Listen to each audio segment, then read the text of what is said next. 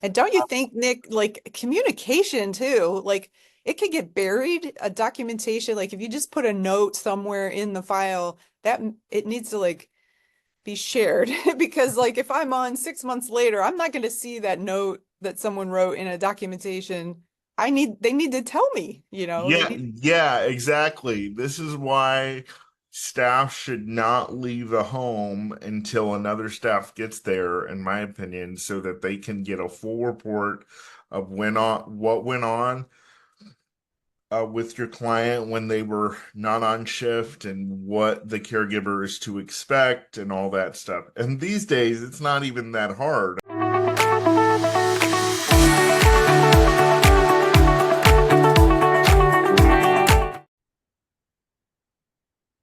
Hello, everybody. Welcome to this episode of Nick Speaks, the podcast devoted to giving people in the disabled community a voice, where we speak up, speak out, and speak loud. You guys, I'm very excited to have a good friend with me today. She's been a DSP for over 20 years. For those of you who don't know what that acronym is, we use a lot of acronyms in the disabled field. DSP is more of a cool way of saying home health aide. It says direct support professional. So we like to make our caregivers feel a little bit more bougie and a little bit more valued. Today, I have with me my good friend Kim Phillips. She's been in the field for over 20 years, and we're going to talk about the good, bad, and the really, really ugly in the home healthcare field. She was a CEO for several years of a major home healthcare company, so she has a lot to offer. Kim, I'm so glad to have you on Nick Speaks. Welcome to the program. Oh, thank you so much for having me, Nick. I really appreciate the invite. And yeah, I really love this topic. So I'm excited to talk with I'm you. I'm very excited too, Kim. So tell me a little bit, and the viewers and the listeners, for those of you who don't know, you can also watch this podcast on my YouTube channel at Nicolas Comstock. So that is available for you as well. So tell the viewers and the listeners of Nick Speaks a little bit about yourself and how you got into the field of home healthcare, Kim. Oh gosh. Well, I really wanted to help people. I thought I was going to be an art therapist when I went to college. And at the time, that was not looking like a good option. And I had a mentor introduce me to this field, which I didn't know a whole lot about. When I was growing up, we had Sunday school classes and stuff. And this mentor introduced me to this field when I had graduated and said, you need to go look at this. So I had gone to a local provider and seen, it was for children, and I fell in love with what the whole mission was. I fell in love with the type of care, and I felt at home. So I started off working with children, and I was a shift supervisor slash DSP for like a wing of a ICF. And Oh, cool. so that's where it started.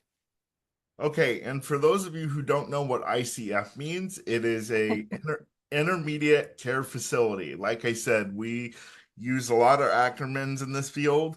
So when anybody uses an acronym, I will always, if I know the acronym, I will always tell you what the acronym is so you know what we're talking about.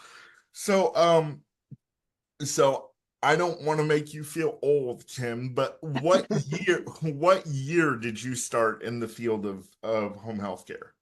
Oh my goodness. Okay, so about 2000. So yeah, Wow.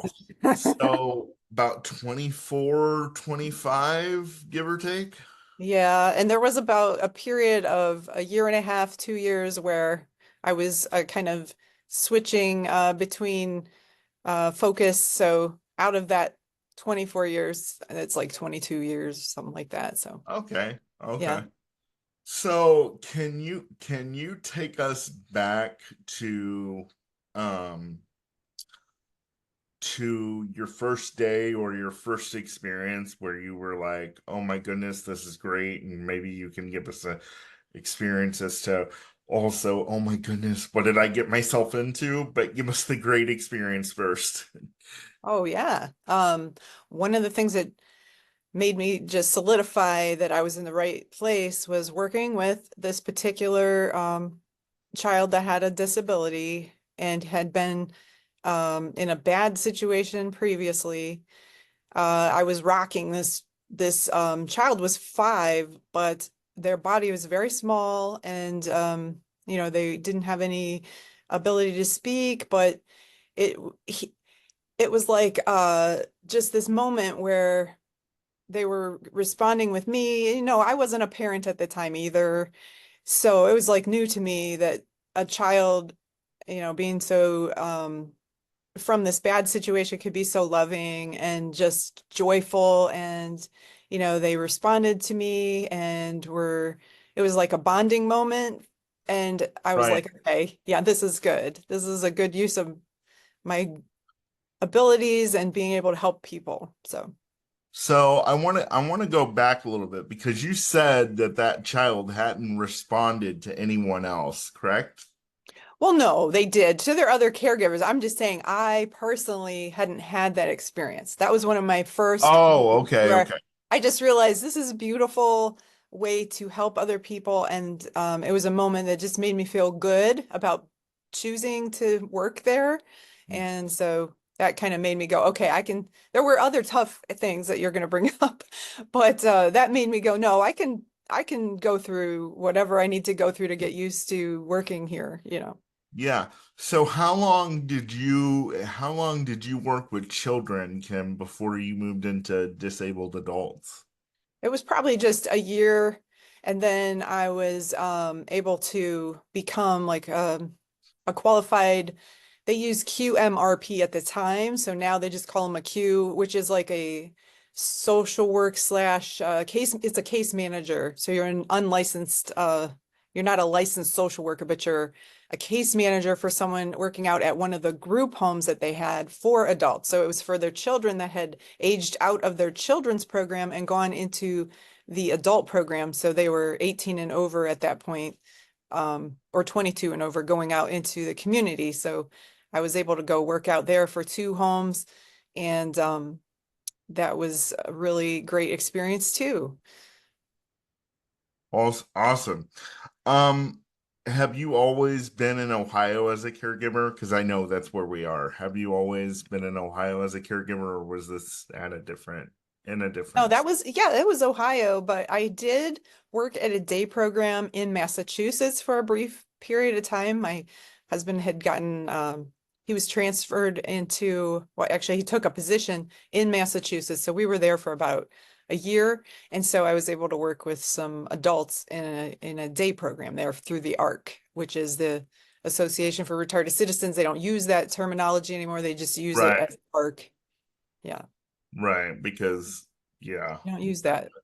mentally mentally challenged. Of course, I have I'm I'm very outspoken about different things, and I'll talk about that specific word in another episode because I used that word as a phrase when I was growing up to call my brother stupid. It wasn't it wasn't a term to insult somebody who had a condition that they couldn't help. It was a term just to admonish somebody for doing something dumb. You know what I mean? So, Right. I yeah. know it pains me to hear it now because there is still, Yeah. it's still being used, but yeah, yeah, In the wrong way, totally. So, I said I would address that in another episode, but I think I addressed it now. So, there we you go. did. Um, so you worked with children for about a year. Was that an internship or just something you did for a year? Well, it was about a year. I was working as like it's a DSP position where you have an assigned caseload of a couple, there was like a room that you're assigned to take care of 4 people, and then you also get split any other rooms if they're short-staffed, you take on more. So I had a dedicated, Short-staffed. yeah, right? Yeah, that's something I know you're going to address. But yeah, we've been Hmm. short-staffed since 2000. I know for sure. My whole Yeah. career, we've always needed more people to join the field, and so it was no different then.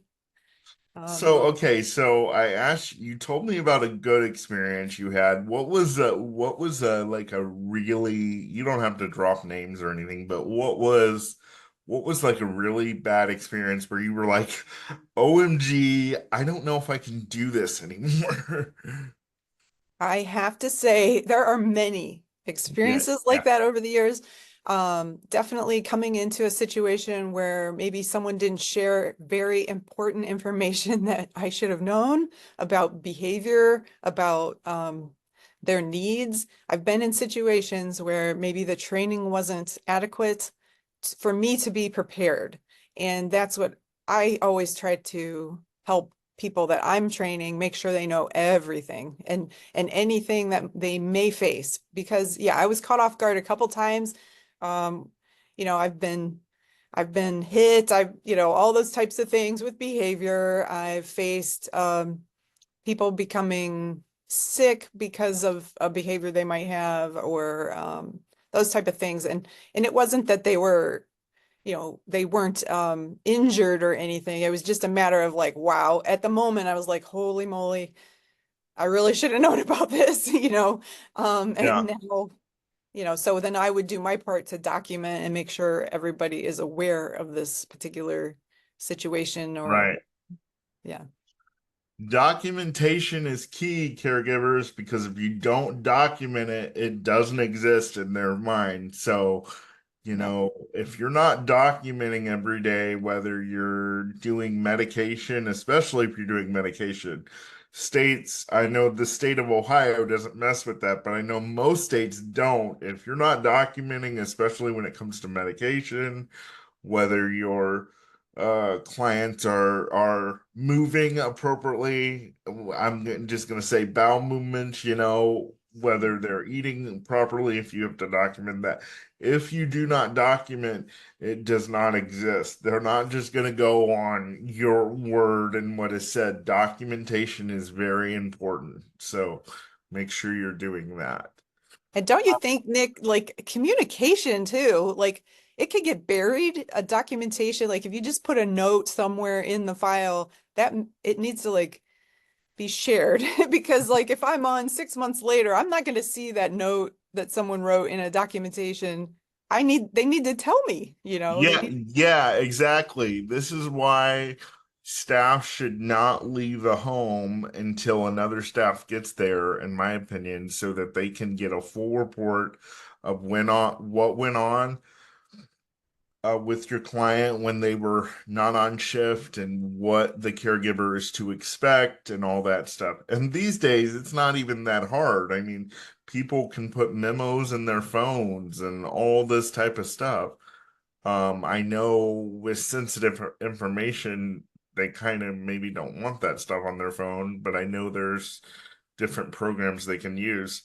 So communication, communication, communication, and we'll talk a lot about that in this episode coming up because, like I said in the beginning, Kim was a CEO, so I'm sure she had to get in some people's grill about not communicating. Oh yeah. I mean, it just to be fair, I was a COO, so it wasn't quite the CEO, Nick, but I, but I I don't understand the difference, so maybe you it's can okay. educate me a little bit. So CEO is That is the chief executive officer, so the top of the pyramid before you get to a board member, so the total supervising boss of the company is the CEO, and then the COO is someone that is carrying out the the daily operations. yes, the Okay. operations and just working with, maybe the CFO to make sure we can fund and pay for our staff properly and make sure they have all the tools they need and make sure the individuals are taken care of. So, Yeah.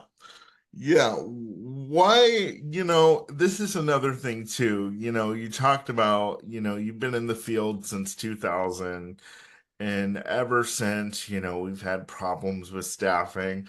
I can't tell you how many caregivers I've had just in 2012, which was about, oh, I don't know, 10, 12 years ago. I can't tell you how many caregivers I had because, in a lot of ways, it's a revolving door.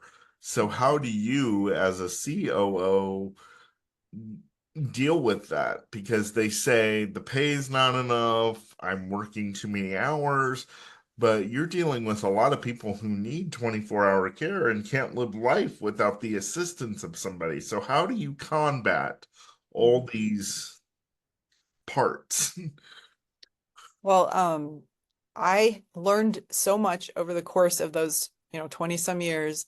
So starting off, I thought, well, I'm just going to work shifts, and at the time I wasn't a COO. I was, a home Right. manager and then progressed through different layers. And you Hmm. can do that. You can work shifts. I think it's important. It'd be great if like everyone worked a few shifts a year at every level just to know what the DSP is going through. Like that to me would be really amazing.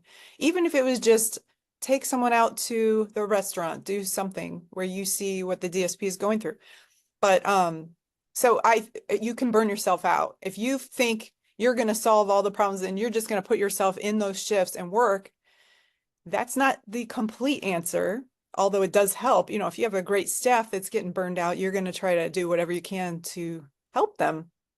But definitely trying to have a pool of staff that are ready to pick up and kind of motivate them and give them, maybe an extra amount per shift to be willing to work, if somebody calls off and that kind of thing. So I went through so many different models of how to try to fill shifts. We had floaters, we had extra people that we even had when we're opening a new home like a shift incentive. If you're willing to work at the new home, we're going to give you X amount more money to work each shift. And you just kind of struggle through it. But we had so many amazing people that did help. They would do whatever they could and they would pick up where they can. And we even had, we had worked with some families, like while we're getting a new staffing pattern together, some of the family members were still willing to like, okay, I'll take my son or daughter home this weekend, try to plan it out so they could give some of the new staff of that home a break. I mean, there's lots of ways to try to save your staff, but ultimately, um, you got to think about don't burn your staff out. Don't make them work 80 hours a week. You can't do that physically. It's just Yeah. really hard. And then with the documentation, that's going to suffer if you have someone that's sleep deprived, passing meds, and you don't want that situation. So Yeah. there's Yeah. no great answers because it still exists, it happens, but you just try to pay attention to your staff and listen to them. Like you'll know most of your staff are going to tell you, like, I have to get a break. I am tired, and so you try to pull them off the schedule. How many DSPs actually use their PTO time? Probably not many, you know. Yeah. Um, so you try to make up like, okay, next weekend you go on, you get away. And so I would find myself and some other managers would pick up shifts just to try to help keep them from burning out. But Yeah, I was just talking to one of my caregivers the other day, and he said he has not taken a vacation since 2021. So oh, yeah. it's very important for you caregivers, and I say this all the time on my TikTok channel. Um, it's very important for you caregivers to take care of yourself, because if you don't take care of yourself, there's no way in hell that you're going to be able to take care of us, Hmm. because someone like me, someone with a traumatic brain injury, someone with autism, someone with uh Down syndrome, those people require special love, special care, special attention. And if you're not able to give that, if you have worked yourself to the point where you're like, I'm burnt out, I can't do this anymore. If you worked yourself to the point where even you're snapping on your clients and their families, and you regularly wouldn't do that because you're so burnt out, you're at the end of your rope. That's not good for you. That's not good for us. And plus, you could, especially if you snap on a client, your bosses, they can't really say, well, we know you're burnt out, so we'll give you another chance. Depending on what you do to that client, because you're so stressed out, you could also lose your livelihood. Hmm. So please, take care of yourself. Kim, in regards to that, I want to ask, so what are some of the things that your bosses did when you were coming up from the ranks that made you say, wow, they really care? Or, wow, if I'm in a position to oversee staff, I'll never do that, or I'll implement this. Oh, sure. I would say paid training was that's to me, I think that was really fair and I appreciated that from my employer.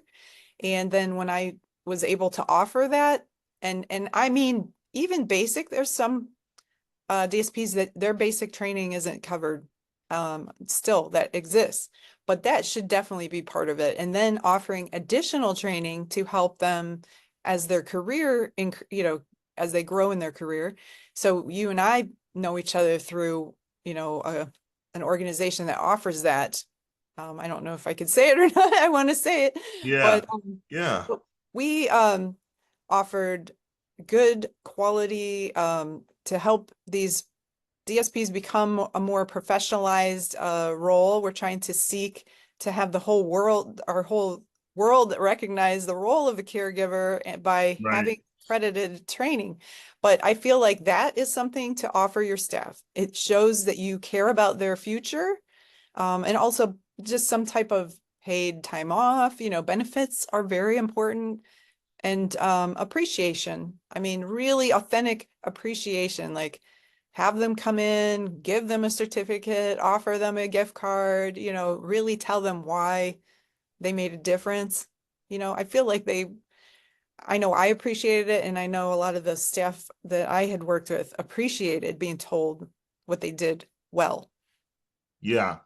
Yeah, because a lot of, especially the big companies, I feel, they get so big and they lose sight of what they're really supposed to do, and it becomes all about bringing in revenue. And although revenue is important, revenue is not a person.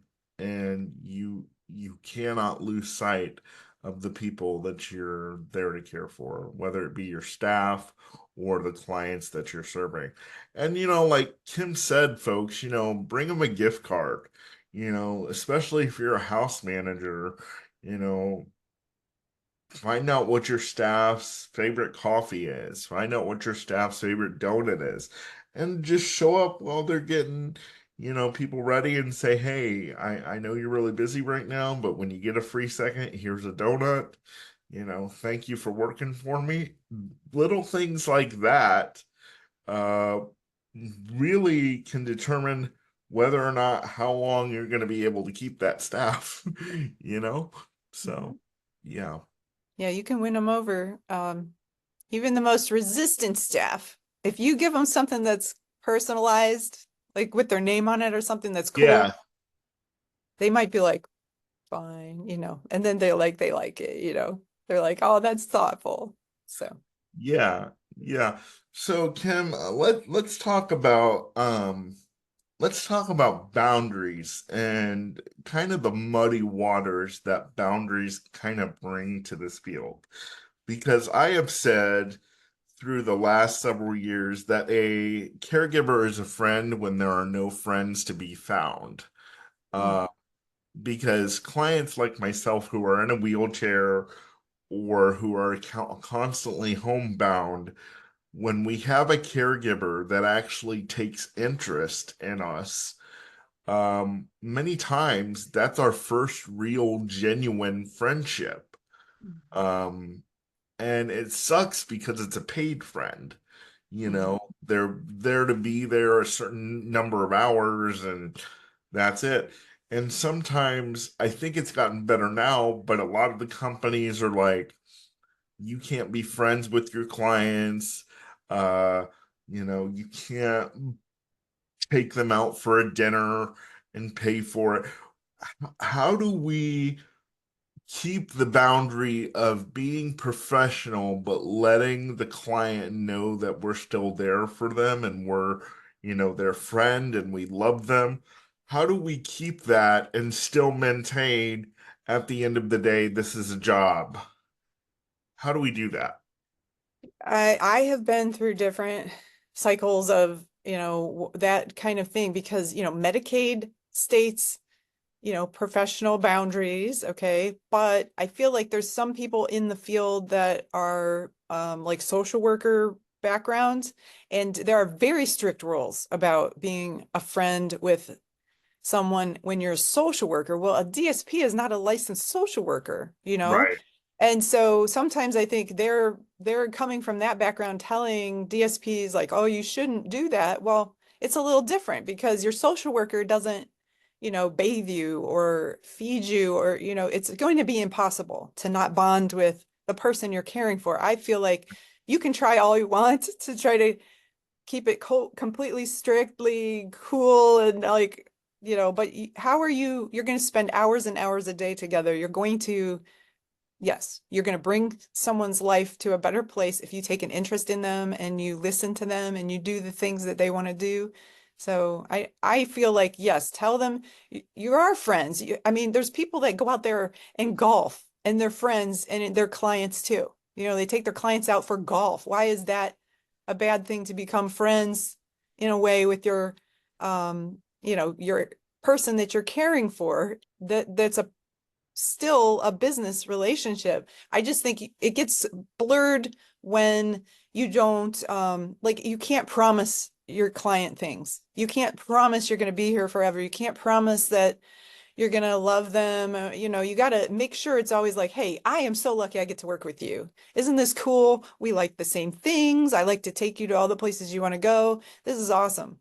Like there's no reason you have to shroud it in, "Oh, you're my, I'm going to adopt you and you're going to be part of my family and you're going to live with me." You don't have to like say stuff like that. You can just keep it professional, but you're friends. I think you are friends.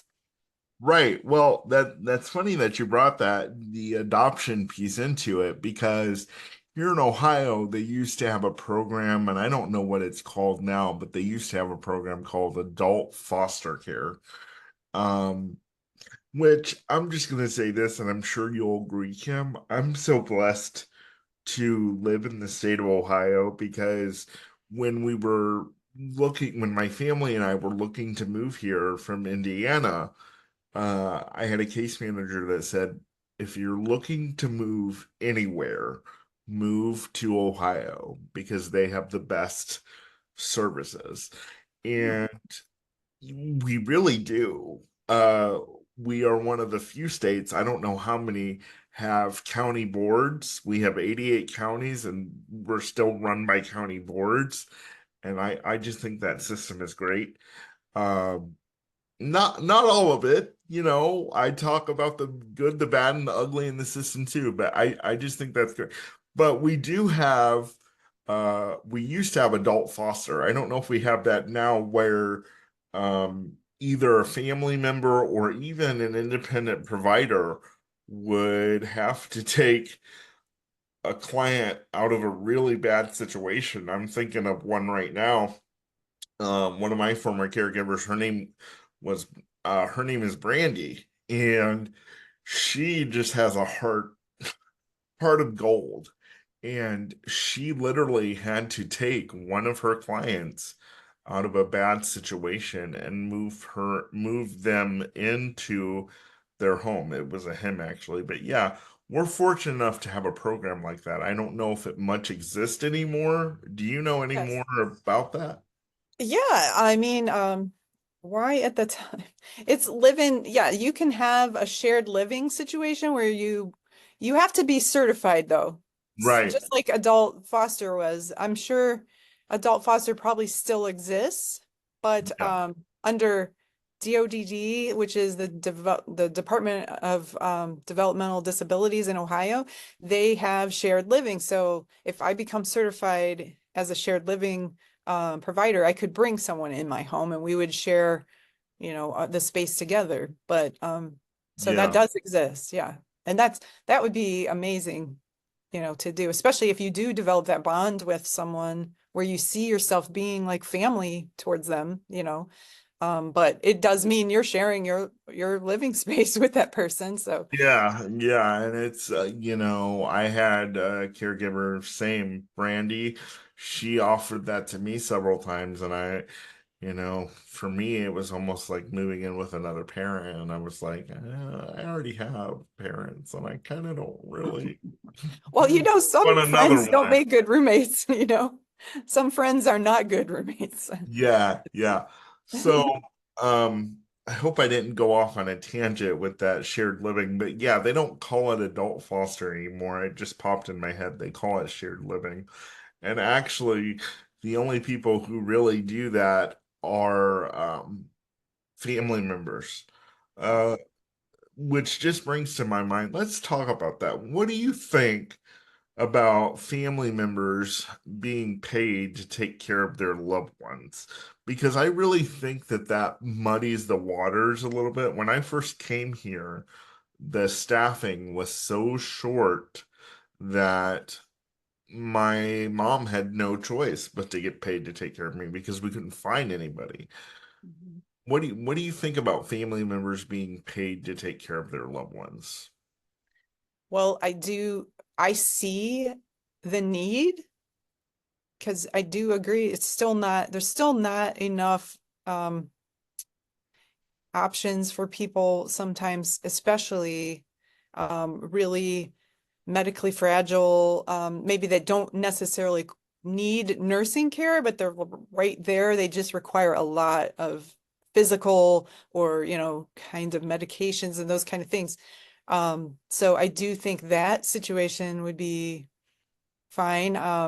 I've known family members of clients that wanted to do that, and I can see why they wanted to. They tried putting their son or daughter in a community home, and it just didn't work right because they couldn't have consistent staffing and that kind of thing. And so, yeah, I feel like they kind of did it because that was a last resort. Obviously they wanted them to be in the community, so um, I think they still planned on maybe figuring it out in the future, but I could see how, yeah, for the person, if you're planning to forever live with your parents, that does kind of limit how you would feel about yourself, maybe if you're thinking you're going to live out on your own and be independent, but really the only option is you're going to live with your parents the rest of your life.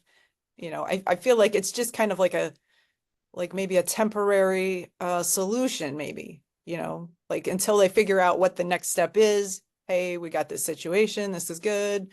So I feel like it's okay to me that that would exist. It's just maybe not the complete answer. Yeah. What I have said is that if you're gonna get paid to take care of your child, realize your adult child, by the way, if they're minor, they're still under your control, whether you're getting paid or not.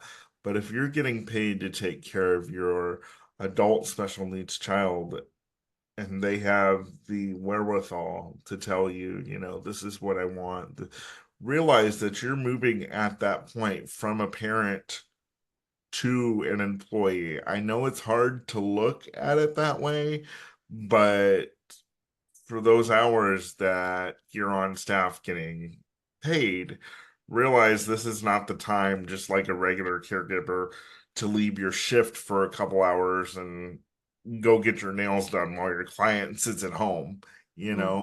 Mm-hmm. So realize that you're still, even though you're their parent, when you're on that clock, you're getting paid to provide a service for them, and your needs go on the back burner for Yeah, that. good point. You told me to tell you it's 10:32, just so you know. Oh, okay. So I'm gonna wrap it up here because last week I did a barn burner. I did a long one. I did about an hour. Yeah. So it's 10:32. We might go to about 10:45, 45 minutes or so. Okay. Um, so in wrapping up, Kim, you've been in this field for over 20 years. What would you say to someone who is thinking about coming into the field, or maybe they're in the field and they're like, I've been in this field for 6 months to a year and oh my God, I want to get out? Or should I really go into this field or not? What would you say to somebody who's wrestling with that? Well, I feel like I say, please stay. You know, it will get better, but you do have to, just as you emphasize self-care, you have to self-advocate as well. And if that means you got to take an issue to HR or whomever, the next layer, just do that. And if they don't listen and hear you, go to another provider. There are good providers out there that respect and, take care of their employees, so don't be afraid to find a new employer if that employer is not treating you the right way or giving you what you need. And I think joining some of the organizations that are promoting DSPs is a good way to educate yourself too and promote, what we're looking for in this field. Yeah, and I often say this, if you're looking in this field for a paycheck, for a good paycheck to take care of your families, the state of Ohio is this is why I say we're so blessed to be here, because we're finally looking at that. I think the last pay raise was 17 or 18. I don't know if you have that right off.